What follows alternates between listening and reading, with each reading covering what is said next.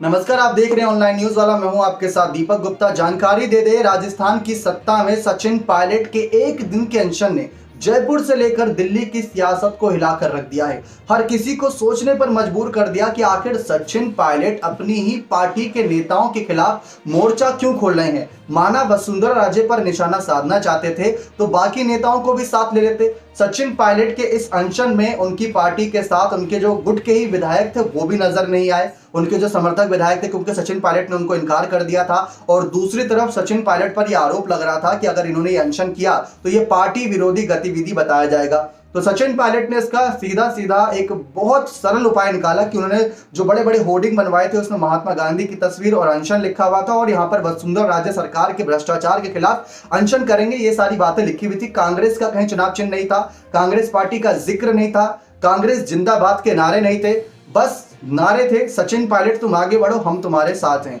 हमारा सीएम कैसा हो, सचिन पायलट जैसा हो। यही नारे लगातार लग रहे थे इस अनशन के दौरान। लेकिन इसके बाद कई लोगों ने यह कयास लगाने शुरू कर दिए कि सचिन पायलट अब अपनी नई पार्टी बना चुके हैं और नई पार्टी का ऐलान बहुत जल्द कर देंगे, क्योंकि कांग्रेस के चुनाव चिन्ह तले इन्होंने ये अनशन नहीं करा। आपको बता दें कि सचिन पायलट ने साल की शुरुआत में करीब 4 से 5 जनसभाएं लगातार की थी। जी हाँ, 16 जनवरी के बाद से 20 जनवरी तक कुछ जनसभाएं लगातार हुई थी और वहां पर भी सचिन पायलट कांग्रेस चुनाव चिन्ह के साथ नहीं गए थे।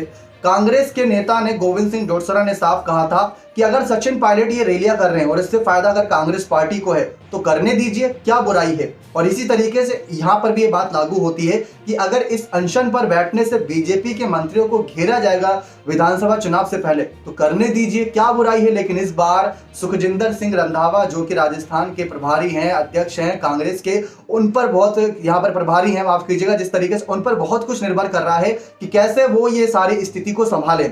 क्योंकि उनका मानना यह है कि अगर पायलट को कोई कदम उठाना है तो बाकी नेताओं को भी साथ ले लें, क्या बुराई है, कम से कम पार्टी से डिस्कस तो कर लें। तो यहां पर ये बातें निकली। खैर, अब सचिन पायलट की नई पार्टी बनाने को लेकर जो कयास लगाए जा रहे हैं उसमें हनुमान बेनीवाल आग में घी डालने का काम कर रहे हैं। हनुमान बेनीवाल ये कह रहे हैं कि एक दिन के अनशन से कुछ नहीं होगा, ये भ्रष्टाचार की जड़ें बहुत गहराई तक गई हुई और इसको जड़ से उखाड़ने के लिए काफी कुछ मेहनत मशक्कत करनी होगी आपको नई पार्टी बनाकर। और राष्ट्रीय लोकतांत्रिक पार्टी आपका पूरा समर्थन करेगी गठबंधन करके। राष्ट्रीय लोकतांत्रिक पार्टी का समर्थन आम आदमी पार्टी को ही मिला हुआ है और जिस तरीके से यहाँ पर पायलट की नई पार्टी बनाने को लेकर हनुमान बेनीवाल जिद पर अड़े हुए हैं कि पायलट को नई पार्टी बनाकर आगे आना चाहिए, ठीक उसी तरीके से सचिन पायलट भी अपनी जिद पर अड़े हुए हैं कि कांग्रेस पार्टी में रहकर ही वो मोर्चा बंदी करेंगे और उन नेताओं का जड़ से सफाया करेंगे जिन नेताओं की वजह से पार्टी कमजोर होती चली गई। कहा जाता है कि दीमक अगर लकड़ियों में लग जाए तो वो अंदर ही अंदर उसे खोखला कर देती है, बाहर से चमकता है लेकिन अंदर खोखला हो चुका होता है। तो वही हाल कांग्रेस पार्टी का है, वही हाल गहलोत सरकार का सचिन पायलट कहीं ना कहीं जनता के बीच बताना चाहते हैं। एक तरफ पायलट जनसभा कर रहे थे, अनशन कर रहे थे, दूसरी तरफ गहलोत ने कैबिनेट की बैठक बुला ली।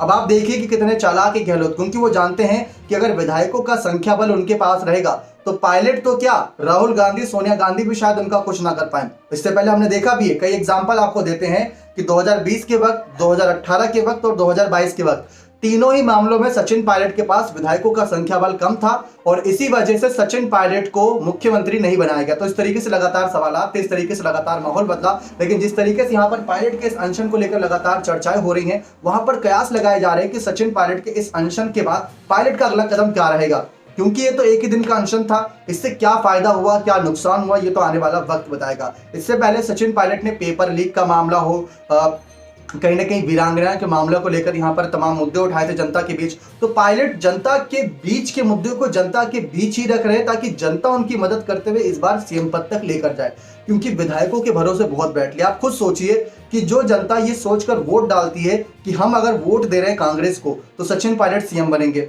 आपको हमने अपनी पहले कुछ खास रिपोर्ट के माध्यम से जानकारी दी थी कि सोनिया और राहुल का फैसला था कि 2018 में सचिन पायलट मुख्यमंत्री बने और यह फैसला कांग्रेस पार्टी के नजरिए से सही था, क्योंकि मध्य प्रदेश में चुनाव हुए थे, वहां पर जो कांग्रेस अध्यक्ष थे कमलनाथ, उनको मुख्यमंत्री बना दिया था। छत्तीसगढ़ में भूपेश बघेल को मुख्यमंत्री बना दिया और बात जब आई राजस्थान की तो सचिन पायलट को धोखा देते हुए आपने अशोक गहलोत को मुख्यमंत्री बना दिया, वो भी तीसरी बार। जो व्यक्ति 2 बार मुख्यमंत्री बन चुका है और दोनों बार सरकार रिपीट नहीं करा पाया, उसको आपने तीसरी बार भी मुख्यमंत्री बना दिया। तो पायलट तो नाराज होंगे ही। 2020 में बगावत भी इसी वजह से करे कि इनके अंडर में काम कर पाना, यानी इनके अधीन काम कर पाना बहुत मुश्किल हो रहा है। बहुत ज़्यादा दिक्कतें हो रही हैं। और जिस तरीके से 4 साल बाद मोर्चा खोला कि 4 साल इंतजार कर लिया कि अब कार्रवाई होगी, अब कार्रवाई होगी, लेकिन कार्रवाई हुई नहीं वसुंधरा राजे पर। तो ये बात तो साफ है कि सचिन पायलट बीजेपी में नहीं जाएंगे, क्योंकि बीजेपी से ही उन्होंने दुश्मनी ले ली वसुंधरा राजे के खिलाफ मोर्चा खोल के। अब दूसरी तरफ जब हनुमान बेनीवाल के सवाल को पूछा गया था सचिन पायलट से कि क्या आप नई पार्टी बनाने जाओगे, तो सचिन पायलट ने कहा कि सबकी अपनी अपनी विचारधारा है, सबको बोलने का अधिकार है। हनुमान बेनीवाल ने जो कहा सोच समझकर कहा होगा, तो उन्होंने इनकार भी नहीं किया था। अब दूसरी तरफ देखा जाए तो आम आदमी पार्टी भी युवाओं को बहुत मौका देती है, ये हमने देखा है। और वहीं आम आदमी पार्टी भी सचिन पायलट को ऑफर देती नजर आ रही है। बहुजन समाज पार्टी बहुत अच्छा दबदबा है राजस्थान में। देखा जाए जब गहलोत सरकार दांव पर लग गई थी पायलट की बगावत के बाद, तो बीएसपी के 6 नेताओं ने, 6 विधायकों ने ही कांग्रेस को बचाया था, यानी गहलोत सरकार को बचाया था। तो बहुजन समाज पार्टी ने ही कहा है कि सचिन पायलट को हम समर्थन देंगे अगर वो हमारी पार्टी में आते हैं। तो ये सारे समर्थन सचिन पायलट को यूं ही नहीं मिल रहे, उनके अंदर काबिलियत है। वो इसी वजह से कांग्रेस पार्टी नहीं छोड़ रहे, क्योंकि उनके पिता राजेश पायलट का इस पार्टी के साथ नाम जुड़ा हुआ है और उनके नाम को नहीं खराब करना चाहते। राजेश पायलट ने राजीव गांधी, इंदिरा गांधी के समय कांग्रेस पार्टी में आने का फैसला लिया था और वो अपने फैसले पर अडिग थे। लेकिन जिस तरीके से कई बार यहाँ पर सवाल उठाए गए राजेश पायलट की भूमिकाओं को लेकर भी, ठीक उस तरीके से सचिन पायलट की भूमिकाओं को लेकर भी समय समय पर सवाल उठाए गए। लेकिन सचिन पायलट जिस तरीके से सोनिया राहुल के फैसले का इंतजार कर रहे, राहुल गांधी वायनाड में आज रैली करने पहुंच गए, प्रियंका गांधी उनके साथ थी, दूसरी तरफ सचिन पायलट अनशन पर थे, जिस तरीके से यहाँ पर चर्चाएं थी। खैर, इस अनशन का अब किस तरीके से गहलोत सरकार आगे फायदा उठाती है, नुकसान होता है उन्हें, ये देखना बेहद दिलचस्प रहेगा। लेकिन क्या आपको लगता है कि सचिन पायलट के इस कदम से उन्होंने अपनी मुसीबतें और बढ़ा ली हैं, क्योंकि कांग्रेस पार्टी अब उनको ज्यादा तवज्जो देगी नहीं। सुखजिंदर सिंह रंधावा अगर देखा जाए सही मायनों में, तो वो पार्टी के अधिकार के फैसले ले रहे हैं, सचिन पायलट के हक के फैसले भी ले रहे हैं। उन्होंने सबसे पहले आते ही यही बयान दिया था कि डिप्टी सीएम बनने में भी कोई बुराई नहीं है। खुद पंजाब के पूर्व डिप्टी सीएम रह चुके हैं सुखजिंदर सिंह रंधावा, तो उस तरीके से माहौल बना। लेकिन अब कांग्रेस पार्टी से मुसीबत तो मोल ले ली है और गहलोत से दुश्मनी मोल ले ली, इस बार खुलेआम थी।